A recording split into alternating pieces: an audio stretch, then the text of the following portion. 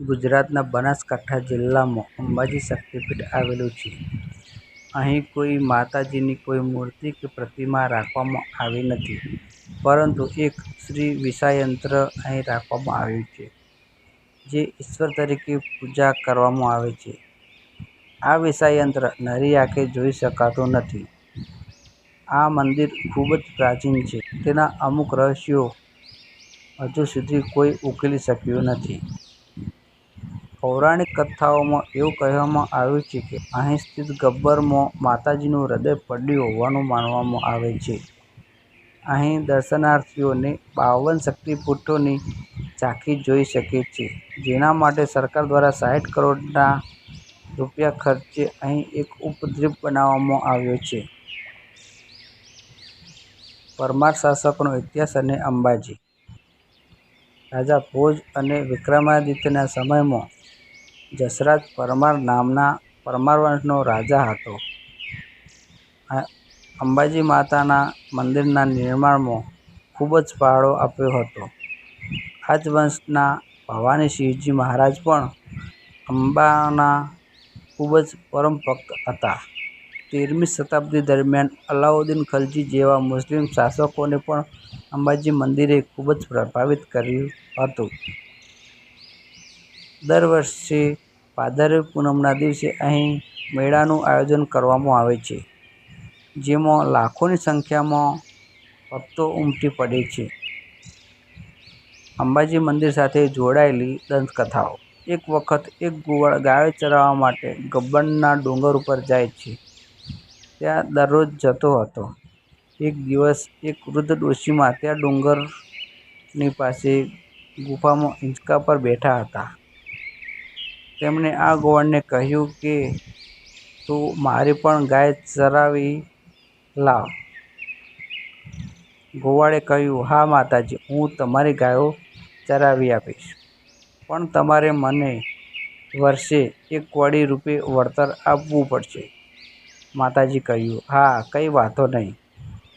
રોજ સવારે ગોવાળ પોતાની ગાયો સાથે માતાજીની ગાયો પણ ચરાવે છે અને સાંજે માતાજીની ગુફા પાસે મૂકી આવે. માતાજી વૃદ્ધ હતા, પણ તેમની પાસે આભૂષણો, મણિઓ અને માણેકનો કોઈ પાર નહોતો હોતો. આમ કરતાં કરતાં 1 વર્ષ પૂરું થઈ ગયું. વળતર લેવા માટે ગોવાળ તે ગુફામાં જાય છે અને માતાજીને કહે છે, માતાજી, લાવો મારું ભાડું અને મારી કૌડી. માતાજીએ કહ્યું, લે, આ જવ લેતો જા. ગોવાળ મનમાં ને મનમાં મૂંઝાય છે અને કહે છે, માતાજી પાસે સમૃદ્ધિનો કોઈ પાર નથી, આમ છતાં કેટલા કંજૂસ છે. તે માતાજી પાસેથી જવ લઈને ચાલી નીકળે છે. ગુફાની બહાર આવતાની સાથે જ તે જવની પોટલી ખાલી કરી દે છે અને ખાલી હાથે પોતાના ઘરે ફરે છે. ત્યાં ગોવાળની પત્ની માલબાઈએ પૂછ્યું કે, તમે કેમ મૂંઝાયેલા લાગો છો? ગોવાળે બધી માંડીને વાત કરી કે, હું દરરોજ ડોશીમાના ગાયો ચરાવવા જાઉં છું અને વર્ષનો દહાડો પૂરો થયો અને વળતર આપવાનો આવ્યો ત્યારે માતાજીએ મને ફક્ત જવ જ આપ્યા. તો તેની પત્ની માલબાઈએ કહ્યું, એ જવ ક્યાં છે? તો ગોવાળે કહ્યું, એ જવ હું ફેંકી આવ્યો. માલબાઈએ કહ્યું, એ કોઈ ડોશીમા નહીં પરંતુ માતાજી હતા. તમે એને ઓળખી ન શક્યા. તેમ કહ્યું, લાવ, પોટલી ક્યાં મૂકી? ગોવાળે કહ્યું, પોટલી તો આ રહી મારી પાસે છે, પણ તેમાં જવ નથી. માલબાઈએ પોટલી લઈને પોટલીમાં જોયું તો 2-4 દાણા મોતીના નીકળ્યા. બંનેને ખૂબ જ અફસોસ થયો. તે ફરીથી એ જગ્યા પર જાય છે. ત્યાં તો ન હતી ગુફા કે ન હતા માતાજી કે કંઈ જ જોવા ન મળ્યું. તે ઘણો જ વિલોપાત કરે છે અને માતાજીને આજીજી કરે છે.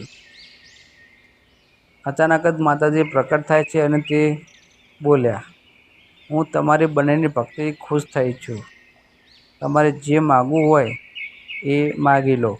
ત્યારે બંને બોલ્યા કે તમે અમારી જન્મોજન્મની ભક્તિ મળે એવા આશીર્વાદ આપો. આ સાંભળી માતાજીએ કહ્યું, તથાસ્તુ. તમે બંને આવતા જન્મમાં નંદ અને યશોદા રૂપે જન્મ ધારણ કરશો. ગોકુલ તમારું નિવાસસ્થાન હશે અને ત્રણેય જગતનો નાથ તમારી પાસે ઉછેરવા માટે આવશે. અને બીજા જન્મમાં એટલે કે દ્વાપર યુગમાં બંને ગોવાળ અને તેની પત્ની માલબાઈએ ગોકુળમાં નંદ અને યશોદા રૂપે જન્મ ધારણ કરે છે અને ભગવાન શ્રી કૃષ્ણ તેમની પાસે ઉછેરી અને મોટા થાય છે. આમ આ એપિસોડની અંદર આપણે માતાજી શ્રી આરાસુરી અંબા શક્તિપીઠ વિશે માહિતી મેળવી. જય માતાજી.